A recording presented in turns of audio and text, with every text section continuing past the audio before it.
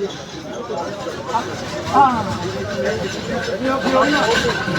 आपने पढ़ा था ऑर्डर, आपने पढ़ा था, आपने ऑर्डर पढ़ा था, आपने ऑर्डर पढ़ा था। अगर आप बहस करना चाहते हैं नहीं, बहस नहीं, मैं सवाल पूछना चाहता हूँ। मैं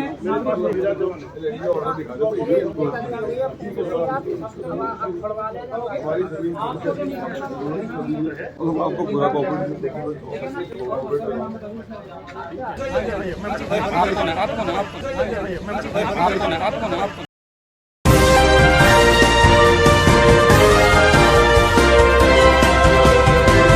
आदाब, नमस्कार, अस्सलाम वालेकुम नाज़रीन। पल पल न्यूज से मैं हूं आपके साथ नदीम अकरम।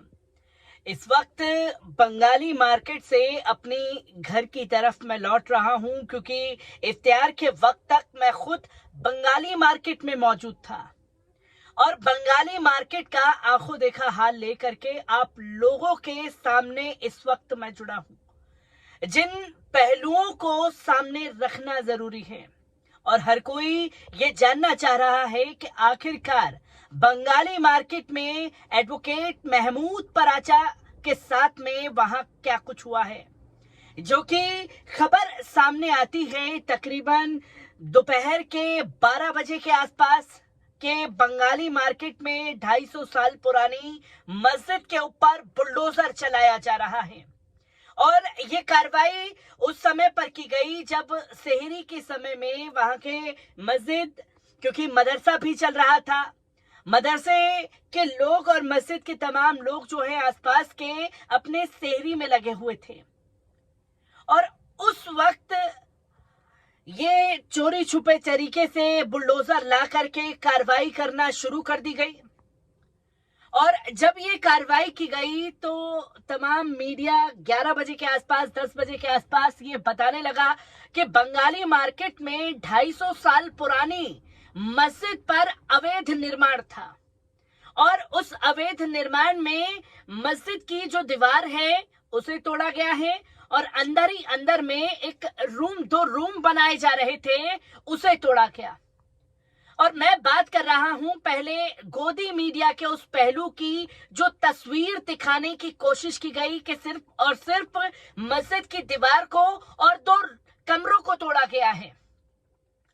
पर जब मैं वहां पहुंचा तो मैंने खुद देखा कि वहां गोदी मीडिया की बातों में और जमीनी हकीकत में जमीन आसमान का फर्क है।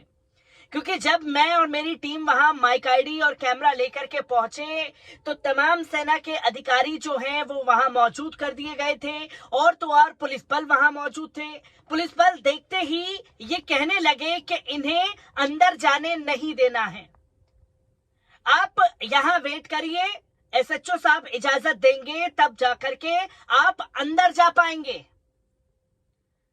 मैंने वहां रुक करके वेट किया कि शायद परमिशन दी जाए, क्योंकि हम प्रेस से हैं, रोका जाएगा नहीं, क्योंकि ये जो कार्रवाई हो रही है इसकी तह तक इसकी सच्चाई को दिखाना जरूरी है। और जब गोदी मीडिया के तमाम पत्रकार जा सकते हैं तो जो अल्टरनेटिव मीडिया है उन्हें क्यों रोका जा रहा था? ये सबसे बड़ा सवाल जो है वो दिल्ली पुलिस के समक्ष आता है। जो अल्टरनेटिव मीडिया लगातार सच्चाई दिखा रहा है, इनकी परतों की पोल खोली जा रही है अल्टरनेटिव मीडिया के जरिए, तो क्यों पल पल न्यूज को रोका गया? और माइक आईडी देखने के बाद तमाम आला अधिकारी जो हैं वो हमारी एक्शन में आए। हमारे पीछे जो है 4-5 पुलिस वालों को लगा दिया गया, इन्हें अंदर नहीं जाने देना है। फिर हम लोगों ने एक अलग तरीके से अंदर जाने की कोशिश की, जहां मैंने अपने कैमरामैन को कहा कि आप माइक आईडी और कैमरा लेकर के साइड में खड़े हो जाएं, जब मैं आपको बुलाऊं तब आप आइएगा। तब हम अंदर जाने की कोशिश कर रहे थे। उसी दौरान एडवोकेट महमूद पराचा की टीम के सदस्य मिले, उन्होंने हमें अंदर ले गए और उन्होंने साफ तौर पर कहा कि आप इन्हें नहीं रोक सकते, ये पत्रकार हैं, आप चलिए हमारे साथ, हम आपको लेकर के चलेंगे। पर मैं उस जगह पर पहुंचा जहां मस्जिद के ऊपर बुलडोजर चलाया जा रहा था। बेधड़क कोई रोकने टोकने वाला नहीं था। मनमाने तरीके से बुलडोजर से मस्जिद को शहीद करने का काम किया जा रहा था। और उस दौरान एक ही कोई मर्दे मुजाहिद वहां पहुंचे तो वो थे एडवोकेट महमूद पराचा। जहां जबरन ये बुलडोजर की कार्रवाई की जा रही थी तो उस दौरान एडवोकेट महमूद पराचा वहां बैठ करके पुलिस प्रशासन से नोकझोंक कर रहे थे। और नोकझोंक भी सिर्फ ऐसी नहीं, कानूनी दावपेच के तहत उन्होंने ये पूछा कि आप हमें नोटिस दिखाइए कि आपने नोटिस किसे दिया इस मस्जिद के ऊपर बुलडोजर चलाने के लिए। जहां पुलिस प्रशासन के झूठ को on the spot advocate Mahmood Parache ने कहा कि आप नोटिस दिखाइए, तो इमाम की तरफ इशारा किया गया कि इमाम साहब को नोटिस दिया गया है। इमाम साहब ने कहा उसी दौरान कि हमें कोई नोटिस नहीं दिया गया है। फिर एडवोकेट महमूद पराचा साहब ने वहां जाकर के इमाम साहब को कहा कि आप एफआईआर करवाइए।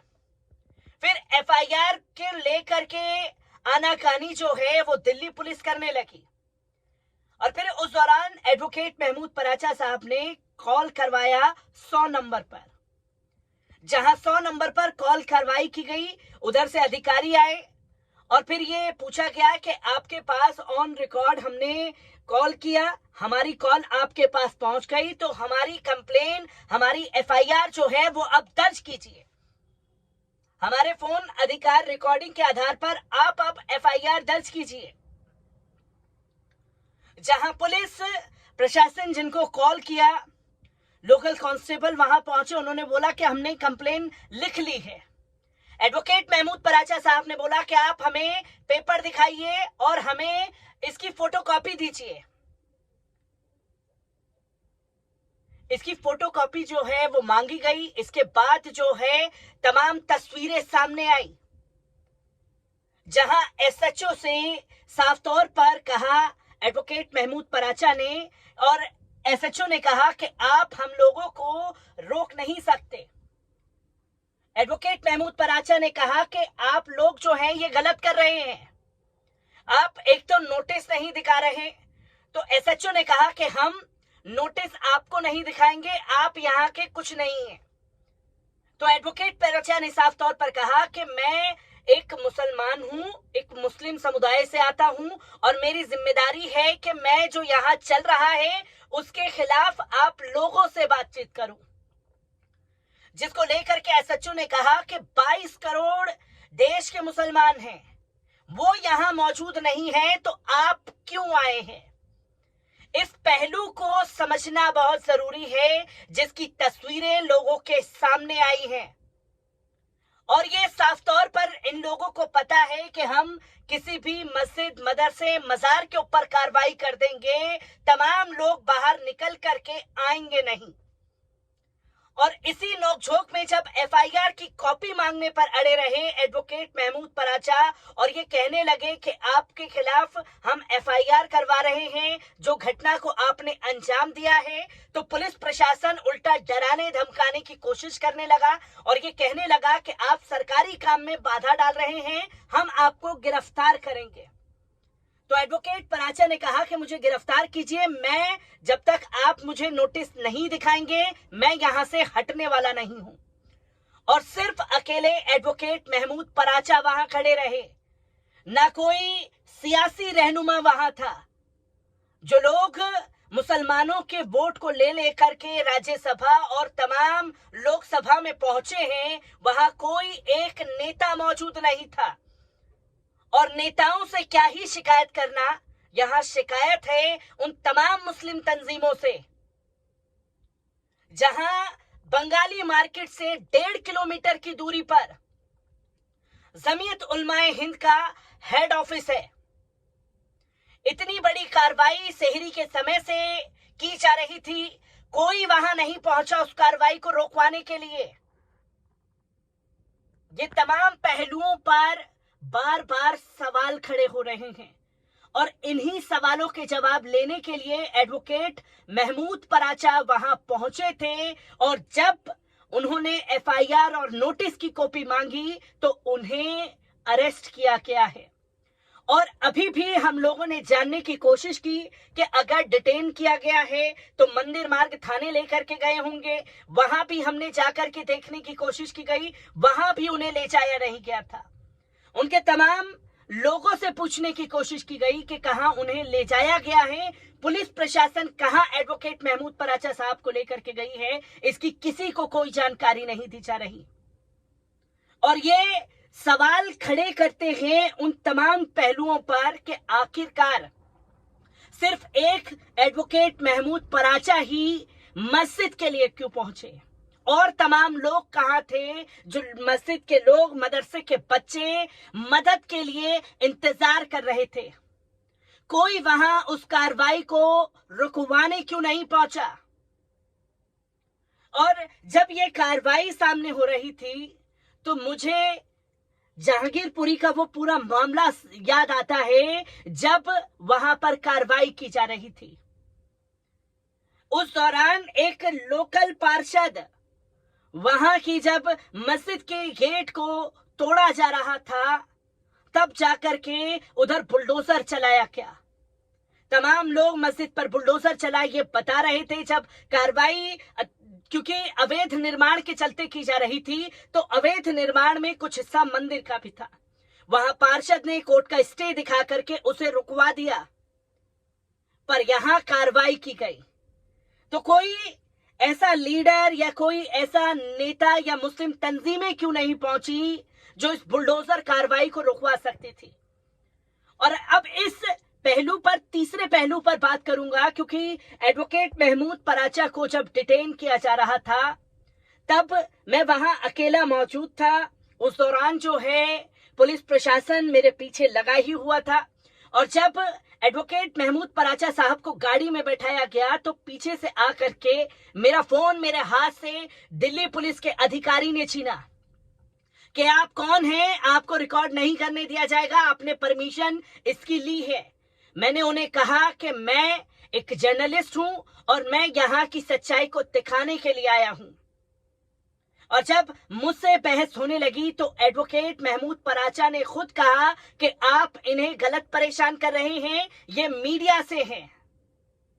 तो वहां पुलिस अधिकारी ने कहा कि अगर आप मीडिया से हैं तो अपना कार्ड दिखाइए।